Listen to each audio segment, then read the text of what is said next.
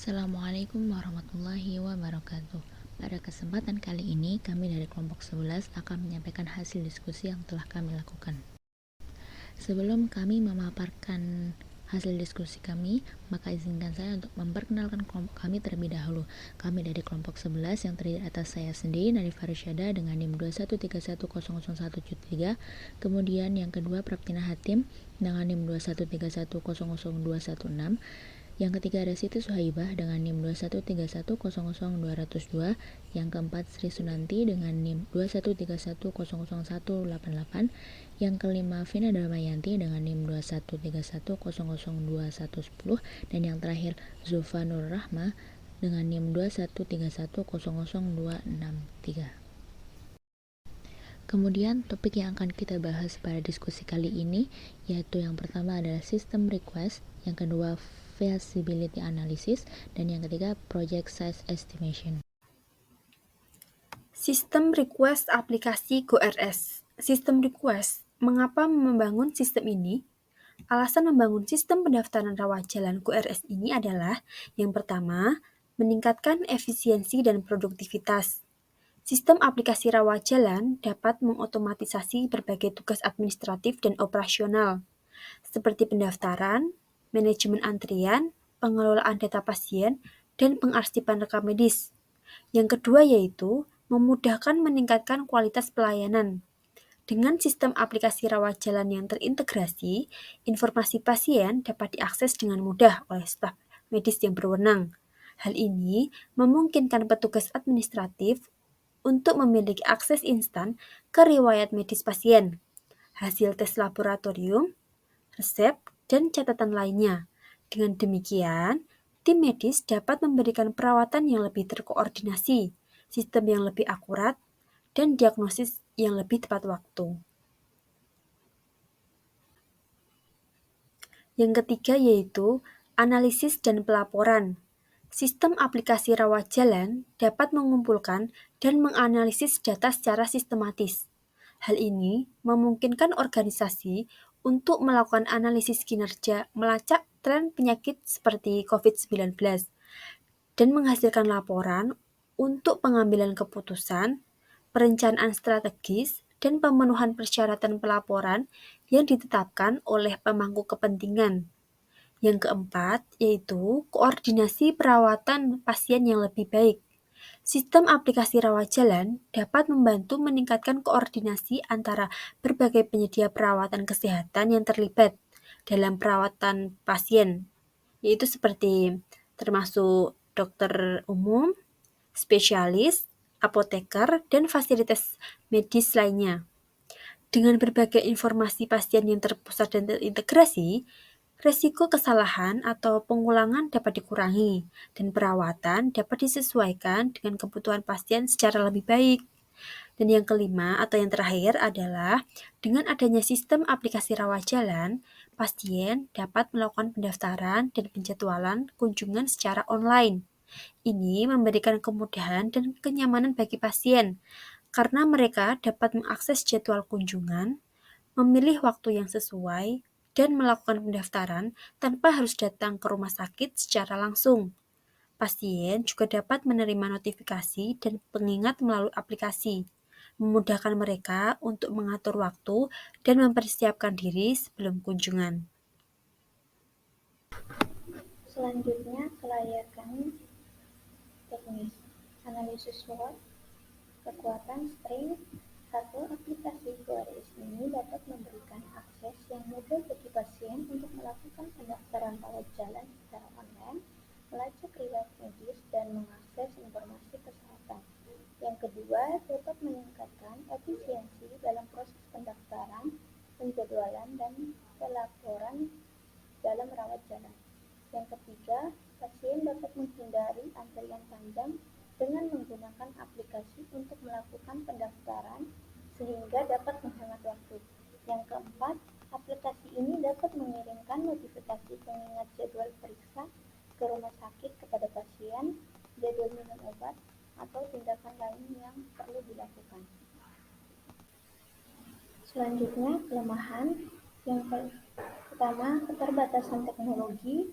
Jika akses internet atau ketersediaan perangkat pintar terbatas, pasien mungkin tidak menggunakan aplikasi ini. Yang kedua, ketergantungan pada teknologi. Gangguan sistem atau kegagalan teknologi dapat menyebabkan ketidaknyamanan bagi pasien maupun staf medis. Yang selanjutnya, peluang opportunities. Satu, peningkatan permintaan. Dalam era digital ini, permintaan untuk mengakses kesehatan jarak jauh semakin meningkat.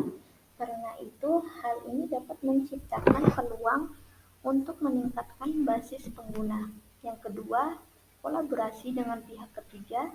Aplikasi ini dapat menjalin kerjasama dengan perusahaan farmasi atau platform kesehatan lainnya untuk memberikan layanan yang lebih lengkap kepada pasien. Yang terakhir adalah ancaman. Pertama, persaingan dengan aplikasi serupa atau dengan layanan rawat jalan manual. Yang kedua, terjadinya error dalam aplikasi sehingga dapat menyebabkan ketidaknyamanan pengguna. Yang ketiga, terjadinya kejahatan siber yang dapat mengancam keamanan data bagi pasien maupun staf kesehatan. Baiklah, saya akan menjelaskan mengenai kelayakan keamanan aplikasi rawat jalan QRS. Pada aplikasi rawat jalan yang kami kembangkan, memprioritaskan keamanan data pribadi pasien dengan menggunakan metode verifikasi email yang kuat. Setelah pendaftaran, pasien akan diminta untuk memverifikasi alamat email mereka sebelum dapat mengakses fitur-fitur aplikasi. Langkah ini bertujuan untuk memastikan bahwa hanya pengguna yang sah yang dapat mengakses informasi medis mereka, melindungi kerahasiaan dan privasi pasien. Dengan adanya verifikasi email, kami berkomitmen untuk menciptakan lingkungan yang aman dan terpercaya bagi pasien dalam menjalani pengalaman rawat jalan melalui aplikasi kami. Baiklah, selanjutnya saya akan menjelaskan tentang kelayakan pemasaran aplikasi GoRS. Kelayakan pemasaran bertujuan untuk mengetahui bagaimana aplikasi yang dikembangkan dikenalkan pada pengguna akhir. Pada aplikasi GoRS, promosi dilakukan dengan dua cara, yaitu secara online dan secara offline. Promosi secara online. Pada aplikasi rawat jalan GoRS, kami memanfaatkan strategi pemasaran yang modern dengan melakukan promosi online melalui feed Instagram. Melalui akun Instagram resmi Rumah Sakit Mitra, kami secara konsisten membagikan informasi tentang keunggulan dan manfaat aplikasi rawat jalan yang kepada pengguna. Kedua yaitu promosi secara offline. Pada aplikasi rawat jalan GoRS, kami juga menggunakan pemasaran dengan melakukan promosi secara langsung oleh pihak rumah sakit. Kami bekerja sama dengan rumah sakit dan lembaga kesehatan terkait untuk memperkenalkan aplikasi kami kepada pasien dan calon pengguna. Pada produk sales estimation pada aplikasi rawat jalan GoRS, terdapat 5 proses, yaitu 1. Pengembangan aplikasi dengan nominal biaya 300 juta, 2. Analisis dan perencanaan dengan biaya 14 juta, 3. Desain antarmuka pengguna dengan biaya 42 juta, 4. Pengembangan aplikasi mobile dengan biaya 70 juta, 5. Back-end dan infrastruktur dengan biaya 28 juta. Total biaya keseluruhan yaitu 454 juta rupiah yang akan dibagi dengan 6 orang yang terdiri dari 1. Sistem analis, 2. Desain antarmuka pengguna, 2 back-end, dan 2 front-end. Yang masing-masing 454 juta dibagi 6, setiap orang akan mendapatkan 76 juta dalam satu pembuatan aplikasinya. Untuk bagian keuntungan dan pendapatan, di sini terdapat 3 poin, yaitu 1. Pendapatan dari iklan yang ditampilkan dalam aplikasi.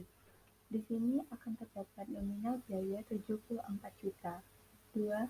Pendapatan dari aplikasi dengan sebesar 44 juta. 3. Pendapatan dan kemitraan dan sponsor yaitu 19 juta rupiah. Dengan total keseluruhannya terdapat 137 juta rupiah, yaitu yang akan dihasilkan dalam 1 bulan sekali, yang akan dibagi per 6 orang, yang masing-masing orang akan mendapatkan 22 juta lebih. Metode yang digunakan dalam mengembangkan GoRS yaitu metode waterfall. Metode yang digunakan dalam pembangunan aplikasi GoRS ini adalah metode waterfall. Estimasi waktu. Estimasi waktu yang diperlukan untuk membangun aplikasi GoRS ini adalah 6 bulan yang dimulai dari tahap requirement, analis, hingga maintenance. Pengembang aplikasi. Terdapat beberapa pembagian pengembangan aplikasi GoRS, yaitu sebagai berikut. 1. Satu orang sebagai sistem analis. 2. Satu orang sebagai desain UI atau UX. 3. 2 orang sebagai back-end. 4. 2 orang sebagai front-end. Infrastruktur teknologi yang digunakan dalam mengembangkan GoRS. Hardware atau perangkat keras. 1. Komputer klien, PC atau laptop, digunakan oleh pengembang untuk membangun aplikasi. 2. Perangkat mobile, digunakan pengguna akhir untuk mengakses aplikasi. Aplikasi rawat jalan juga akan diakses melalui perangkat mobile, seperti Android atau iOS, dan perangkat mobile yang memadai. 3. Jaringan internet. Jika aplikasi rawat jalan akan diakses melalui Android atau iOS ataupun membutuhkan koneksi ke sistem atau sumber daya eksternal, maka diperlukan akses internet yang stabil. 4. Aplikasi server, diperlukan untuk menjalankan aplikasi rawat jalan secara keseluruhan. 5. Perangkat keras jaringan, router, switch, dan firewall yang diperlukan untuk membangun dan melindungi jaringan komputer. Software atau perangkat lunak. 1. Sistem operasi. Sistem operasi yang digunakan untuk membangun aplikasi yaitu Windows dan macOS. 2. Database MySQL, digunakan untuk mengelola basis data pasien, jadwal, dan informasi lainnya. 3. Framework dan bahasa pemrograman. Framework dan bahasa pemrograman yang digunakan untuk pengembangan aplikasi rawat jalan seperti Flutter. Flutter adalah kerangka kerja yang dikembangkan oleh Google. Menggunakan bahasa pemrograman Dart, Flutter memungkinkan pengembangan aplikasi dengan antarmuka pengguna yang atraktif dan performa yang tinggi di Android dan iOS. 4. Antarmuka pengguna. Perangkat lunak yang digunakan untuk merancang antarmuka pengguna yang intuitif dan responsif. 5. Software yang digunakan dalam desain antarmuka pengguna yaitu Figma. Itulah pemaparan hasil diskusi yang telah kelompok kami lakukan. Tentunya